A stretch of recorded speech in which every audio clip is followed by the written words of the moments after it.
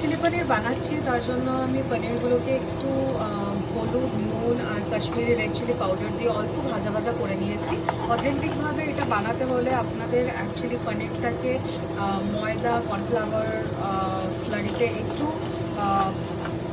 ভিজিয়ে তারপরে সেটাকে ভেজে নেওয়াটা বেটার হবে, কারণ সেটাতে তাহলে একটা বাইরে ক্রিস্পি কোটিং আসবে। বাট আমি যেহেতু একটা ঘরোয়া রান্না করছি আজকে, খুব কম তেলে বানাবো, তাই জন্য আমি খুব অল্প এটাকে ফ্রাই করে নিয়েছি, কোনো ময়দা টয়দা ছাড়াই করে নিয়েছি। এটাতে ওটা খেতে খুব ভালো লাগে। তো আপনাদের যেরকম পছন্দ সেভাবে আপনারা করতে পারেন, নয় ময়দার মধ্যে আর কর্নফ্লাওয়ারের মধ্যে ডুবিয়ে এটাকে ফ্রাই করে নেবেন, নয় এমনি হলুদ লঙ্কা দিয়ে ফ্রাই করে নেবেন। এবার এটা হয়ে গেছে, তারপরে আমি তেলের মধ্যে ভীষণ ছোট ছোট করে কেটে রাখা আদা আর এটা হচ্ছে রসুন, এই রসুনটা 2 কোয়া রসুনকে আমি একসাথে কুচিয়ে রেখেছিলাম, মিহি করে রেখেছিলাম। আর 1 ইঞ্চি মতন আদা আমি এরকম কুচিয়ে রেখেছিলাম, এই দুটোকে আমি তেলে দিয়ে দিলাম। দেওয়ার পর একটু ভাজা ভাজা হয়ে যাবে এই দুটো আদা আর রসুন, তারপরে আমি এর মধ্যে ক্যাপসিকাম আর পেঁয়াজ, যেটা আমি এরকম ডাইস করে কেটে রেখেছি, এরকম স্কোয়ার টাইপের বা রেক্ট্যাঙ্গেল টাইপের, যেরকমই আপনারা বলুন, এরকমভাবে কেটে রেখেছি। এগুলোকে আপনারা ভাজা করে নেবেন এই তেলের মধ্যেই, যে তেলে আমি পেঁয়াজ আর আদাটা দিলাম।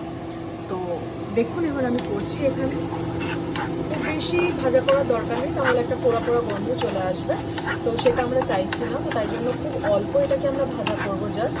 এটার সাথে কাঁচা লঙ্কাও দেওয়া যায়, কিন্তু আজকে আমার কাছে কাঁচা লঙ্কা নেই, তাই আমি কাঁচা লঙ্কাটা দিতে পারলাম না।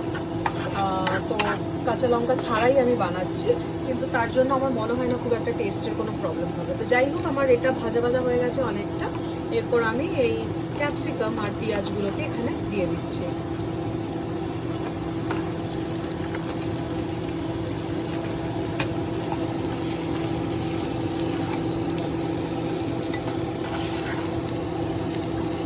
আজকে আমাদের এখানে হচ্ছে মঙ্গলবার, আর অফিস করে তারপরে যেটুকুনি টাইম বাঁচে সেটুকুনের মধ্যে আমাদের নিজেদের খাবার তৈরি করে নিতে হয়। তাই জন্য যেটাই হাতের সামনে থাকে সেটাই খুব অল্প টাইমের মধ্যে যেভাবে তৈরি করা যায়, যাতে খেতে ভালো লাগে, সেভাবেই আমরা তৈরি করে থাকি এগুলো।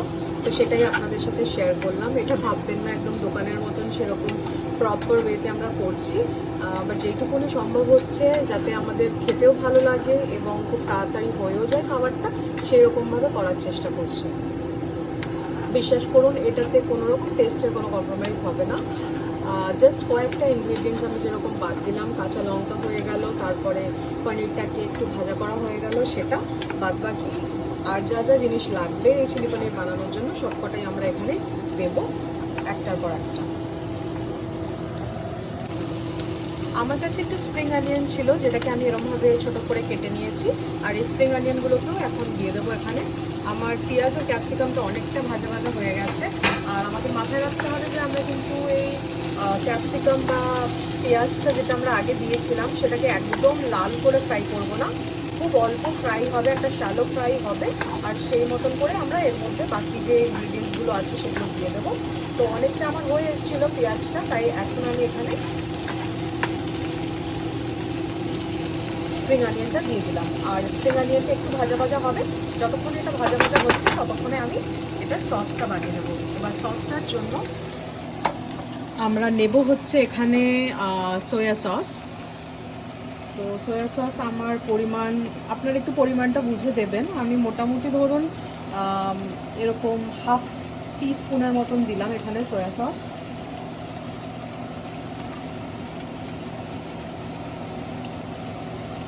হাফ টিস্পুন না, ধরুন 1 টিস্পুনই আমি এখানে দিয়েছি অ্যাকচুয়ালি সয়া সস। তারপরে আমি দিচ্ছি এখানে হচ্ছে গ্রিন চিলি সস,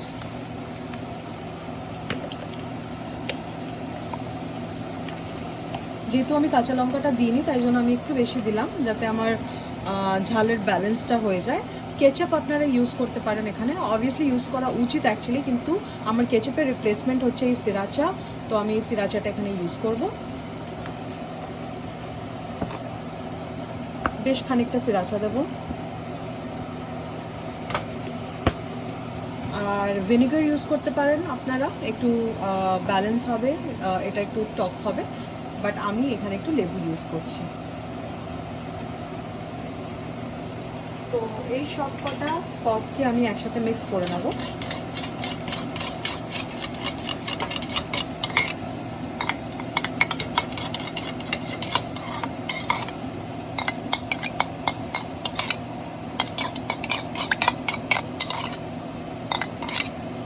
এটার মধ্যে একটুখানি খুব অল্প পরিমাণ জল দেব, জল দিয়ে এটাকে একটুখানি ডাইলিউট করে নেব, করে তারপর আমি কড়াইতে দিয়ে দেবো এটা।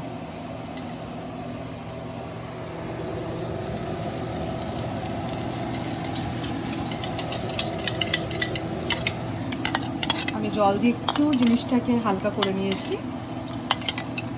এবার এখানে চলে যাচ্ছি, আমি দেখছি আমার পেঁয়াজগুলো কতটা ভাজা ভাজা হয়েছে। এটা অলমোস্ট হয়ে এসছে, দেখুন এরকম ট্রান্সপারেন্ট হয়ে যাবে পেঁয়াজগুলো, তাহলে আপনারা বুঝতে পারবেন যে এটা ভাজা ভাজা হয়ে গেছে। আর ক্যাপসিকামগুলো একটু ট্রান্সপারেন্ট হয়ে যাবে, কালারটা একটু লাইট হয়ে যাবে, তখন বোঝা যাবে যে এটা হয়ে গেছে ভাজাটা। আর আমরা খুব বেশি ভাজবো না এটা। এর মধ্যে একটুখানি চিনি দিয়ে দেবো, একটুখানি নুন দিয়ে দেবো পরিমাণ মতন, আপনাদের স্বাদ অনুযায়ী আপনারা করবেন সেটা। তো আমি নুন দিয়ে দিচ্ছি এখন। আমি পনিরটাও যখন ভাজা করেছিলাম তখন একটু নুন দিয়েছিলাম পনিরের মধ্যে, তো নুনটাকে তাই জন্য একটু বুঝে দিতে হবে। আর তার সাথে আমি অল্প একটু চিনি দিয়ে দিচ্ছি এখানে, টেস্টটা ব্যালেন্স করার জন্য।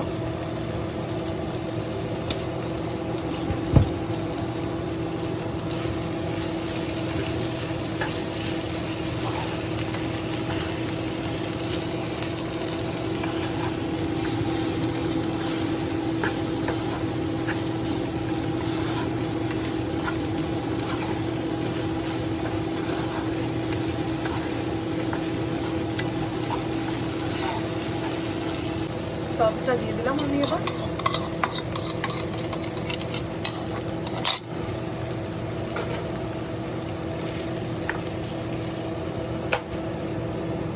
ফ্লেমটাকে একটু লো করে দিচ্ছি যাতে এটা পুড়ে না যায়, মিডিয়াম ফ্লেমে করছি এটা আমি।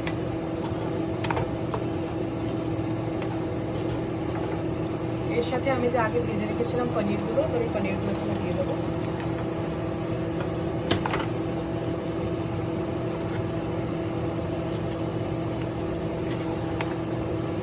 এটা ফ্রাইড রাইস বা নর্মাল প্লেন রাইস, রুটি সব কিছুর সাথেই খাওয়া যায়।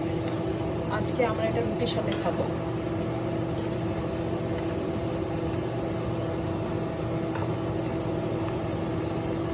আর মাঝখানে আমি একটু সাদা তিল এটাকে রোস্ট করে নিচ্ছি। 1 চামচের মতন আমি সাদা তিল নিয়েছি, এই সাদা তিলটাকে আমি রোস্ট করে নিচ্ছি। একটু লাইট ব্রাউন কালার এসে গেলে আমি এটা নামিয়ে দেবো। আর সেটা আমি এই চিলি পনিরটার ওপর যখন নামাবো ওপর দিক থেকে ছড়িয়ে দেবো, যাতে একটা ক্রিস্পি ভাব থাকে বা সেরকম খেতেও খুব ভালো লাগে এটা ওপর দিক থেকে এই সেসমি সিডসটা দিয়ে দিলে। এবার দেখুন 5 মিনিট হয়েছে আমি সসটা দিয়েছিলাম, তো এতটা হয়েছে আমার রান্নাটা। এরপর আমি সব কিছুকে বাইন্ড করার জন্য, একটা থকথকে ভাব আনার জন্য এই রান্নাটা একটু কর্নফ্লাওয়ার গুলে, জলে গুলে এই কর্নফ্লাওয়ার স্লারিটা এর মধ্যে দিয়ে দিচ্ছি। 1 চামচ মতন কর্নফ্লাওয়ার নিয়েছিলাম আর একটু জল নিয়েছিলাম, তো সেটাকে গুলে আমি এর মধ্যে দিয়ে দিলাম। কর্নফ্লাওয়ারটা দেওয়ার পর 2 মিনিট আমি গ্যাসে রেখেছিলাম, এখন আমি ফ্লেমটা অফ করে দিয়েছি। এরপর আমি যে তিলটা ভেজে রেখেছিলাম, ভেজে মানে একটু জাস্ট শুকনো খোলায় একটু রোস্ট করে নিয়েছিলাম, তো এটা আমি ওপর দিক থেকে ছড়িয়ে দিয়ে দিচ্ছি খুব অল্প পরিমাণে। ব্যাস এই ওপর রান্নাটা কমপ্লিট হয়ে গেল। ঘরোয়া পদ্ধতিতে তৈরি করা চিলি পনির।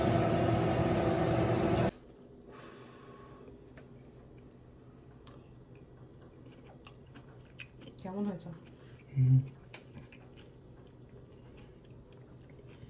ক্যাপসিকামগুলো ক্রাঞ্চি, তিলটা দেওয়াতে আমার মনে হয় আরেকটু ক্রাঞ্চ লেভেলটা বেড়েছে।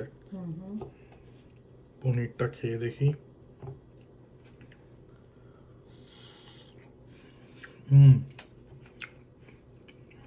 পনিরটা সফটই আছে,